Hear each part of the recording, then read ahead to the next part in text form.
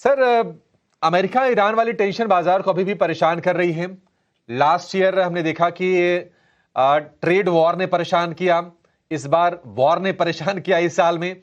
और year to date Nifty लगभग लगभग अभी 7-7.5% नीचे है। कितनी संभावना आपको लगती है कि सेकेंड हाफ में बाजार पलटी मारेगा और निवेशकों के पैसे बन जाएंगे? अभिषेक जी, धन्यवाद मुझे अपने शो पर बुलाने के लिए। आप यदि थोड़ा लॉन्गर टर्म डेटा देखेंगे तो 20-25 साल के डेटा में हमेशा जो बाजार का रिटर्न है अर्निंग के मुकाबले सिमिलर रहा है। तो यदि आप 20 साल का नंबर देखेंगे तो 15% के आसपास मार्केट का रिटर्न है और 15% के आसपास ही जो है कंपनीज की अर्निंग है। तो इन अ वे मार्केट जो है अर्निंग्स को फॉलो करता है। कभी रिटर्न्स पहले आते हैं, अर्निंग बाद में आती है, और कभी अर्निंग पहले आती है और रिटर्न बाद में आती है। आज की डेट में जो आप देखेंगे अर्निंग्स कंटिन्यूसली जारी है। लास्ट 2 साल में मार्केट ने कुछ रिटर्न्स नहीं दिए हैं, लेकिन अर्निंग लगभग 20 से 22% अप है। फंडामेंटली आप बाकी मार्केट में जो भी डेटा पॉइंट देंगे, चाहे आप क्रेडिट ग्रोथ का डेटा देखेंगे जो एक कंसर्न था लोगों का, वो आई थिंक वापस 9% अप होकर 18% जून 2026 का नंबर आया है। एमएससीआई इंडिया के प्रॉफिट ग्रोथ के अंदर आई थिंक 14 से 15% की बढ़ोतरी की आशंका है। लोकल जो आप हाई फ्रीक्वेंसी इंडिकेटर जिन्हें कहा जाता है, जैसे इलेक्ट्रिसिटी डिमांड जो आपने देखा 10 से 11% अप है, या पैसेंजर व्हीकल के रजिस्ट्रेशन 25 से 30% अप है। इनफैक्ट रेलवे फ्रेट, हमने सोचा होगा कि भाई जैसे बाजार में लास्ट 2-3 महीने थोड़ी हलचल रही तो उसमें रेलवे फ्रेट या डिमांड शायद कम हो जाएगी, बट रेलवे फ्रेट में भी आप देखेंगे 4 से 5% की काइंड ऑफ तेजी है। प्रॉपर्टी रजिस्ट्रेशन कंटिन्यूड है। मुंबई का डेटा है कि जून के अंदर हाईएस्ट रजिस्ट्रेशन हुए लास्ट 14-15 सालों में। अनएम्प्लॉयमेंट डेटा आपका ऑलमोस्ट आई थिंक लास्ट 10 साल के लोएस्ट के ऊपर है। ऐसे में नॉमिनल जीडीपी का जो एक्सपेक्टेशन है आई थिंक मार्केट का जो 12-12.5% का है, जिसमें आप रियल जीडीपी 7 से 7.5% और इन्फ्लेशन 4 से 5%, वो बरकरार है। और जो सेम ही है जो आपको basically large cap, mid cap, small cap की अर्निंग में दिखाई दे रहा है। तो एटलीस्ट हमें लगता है बैकर्स हाउस की वजह से कि भाई जितना भी ये डिस्कनेक्ट है एट सम पॉइंट टाइम ये रिवर्स होगा, और यदि आप अर्निंग पर अपनी नजर बनाए रखें तो I think mid to long term में आपका पैसा बन ही जाएगा। जी। मिस्टर देवड़ा, ये भी देखने को मिला है कि बाजार जो है डेटा पर ना थोड़ा डिलेड रिएक्शन देता है। तो क्या आप ये कहना चाह रहे हैं कि थोड़ा पेशेंस अभी और दिखाना चाहिए? 1 से 2 क्वार्टर अभी और बाजार में इन्वेस्टेड रहना चाहिए, बिल्कुल पेशेंस खोना नहीं चाहिए, और उसके बाद बाजार एक बुल रन की शुरुआत करेगा फिर से?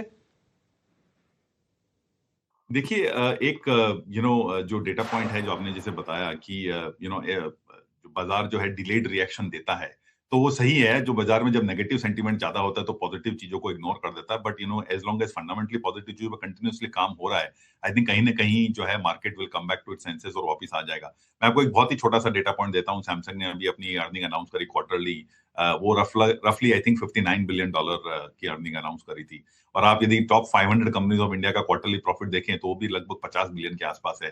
तो क्या आपको लगता है ऐसा पॉसिबल है कि पूरे एक देश का प्रॉफिट एक कंट्री से कम हो? तो कहीं ना कहीं आई थिंक इस टाइप के जब फंडामेंटल डिस्कनेक्ट क्रिएट होते हैं तो आई थिंक बाजार जो है कंटिन्यूअसली आई मीन थोड़ा रिएक्ट करता है, but eventually I think bounce back करता है। तो मीन रिवर्जन का जो थ्योरी है वो I think we are too far head. 20-22 महीनों से बाजार ने कुछ करा नहीं है, और हिस्टोरिकल भी डेटा देखें तो आई थिंक 20 महीनों के बाद बाजार यूजुअली आपको पॉजिटिव रिटर्न देता है। ये सही बात है कि इंडेक्स शायद कुछ ना करे, लेकिन जो स्टॉक स्पेसिफिक मार्केट्स है, स्टॉक स्पेसिफिक जो आपका सिलेक्शन है वो कंटिन्यू रहेगा, जिसके अंदर यदि आप अर्निंग पे फोकस करते हैं तो आई डोंट थिंक आपको कोई डरने की जरूरत है। मिस्टर देवड़ा, एक बड़ा इंटरेस्टिंग इंडिकेटर होता है कि पहले सरकारी कैपेक्स आता है, उसके बाद प्राइवेट कैपेक्स हम देखें कि पिकअप करता है, और उसके बाद हम ये सेंस करते हैं कि शायद देश में डिमांड की स्थिति अच्छी है, इकोनॉमी सही से ग्रो कर रही है। डेटा आपको कैसे लग रहे हैं प्राइवेट कैपेक्स के? क्या आपको लगता है कि प्राइवेट इन्वेस्टमेंट यहां से पिकअप और आगे करेगा अभी? देखिए, प्राइवेट केपेक्स ऑलरेडी हो रहा है। जो गवर्नमेंट ने जो 10-11 लाख करोड़ का केपेक्स अनाउंस किया उसके बाद आई थिंक प्राइवेट पिकअप हो गया। एक जो डिफरेंस है 2008-10 की वर्सेस आज जो 2025 के अंदर देख रहे हैं कि उस टाइम पे जो केपेक्स हो रहा था वो सारा डेट फंडेड हो रहा था, लेकिन इस समय जो केपेक्स हो रहा है वो टिपिकली सारा इक्विटी फंडेड हो रहा है। तो जैसे आप देखेंगे लास्ट 3-4 सालों में गवर्नमेंट ने डिविडेंड पे जो टैक्स लगा दिया, या फिर जो बायबैक है उस पर भी आई थिंक टैक्स लगा दिया। तो टिपिकली प्रमोटर्स को बेसिकली वो पैसा खुद लेकर कुछ फायदा नहीं है। तो वो जो पैसा उनके पास यदि कंपनी में जमा हो रहा है उसी से आई थिंक वो री इन्वेस्ट कर रहे हैं। तो आप लिवरेज का डेटा देखेंगे तो जो पूरी 500 कंपनीज उनका लिवरेज धीरे धीरे कम जा रहा है, बट इन्वेस्टमेंट्स हो रहा है। अब कोई भी इन्वेस्टमेंट साइकिल आप करेंगे तो टिपिकली उसका पे बैक पीरियड 3 से 4 साल रहेगा। तो यदि आप मानते हैं कि भाई 2024 से 2026 में इन्वेस्टमेंट कंटिन्यूअसली हो रहा है, तो आई थिंक उसका इम्पैक्ट स्लोली ग्रेजुअली अर्निंग में आपको आने लगेगा। और वो आपको अर्निंग्स के अंदर ऑलरेडी दिख रहा है। आप लार्ज कैप का अर्निंग देखेंगे तो 10 से 12% ऑलरेडी बढ़ रहा है। मिड कैप और स्मॉल कैप का अर्निंग 20 से 25% की रेंज के अंदर है। तो यहाँ पर आपको ऐसा अर्निंग के अंदर कुछ यदि कंसर्न होता तो नजर आता, जो कि नहीं आ रहा है। जो हमें भी एटलीस्ट ये पॉजिटिव बिलीफ देता है कि भाई जो केपेक्स है at some point time will start accreting earning.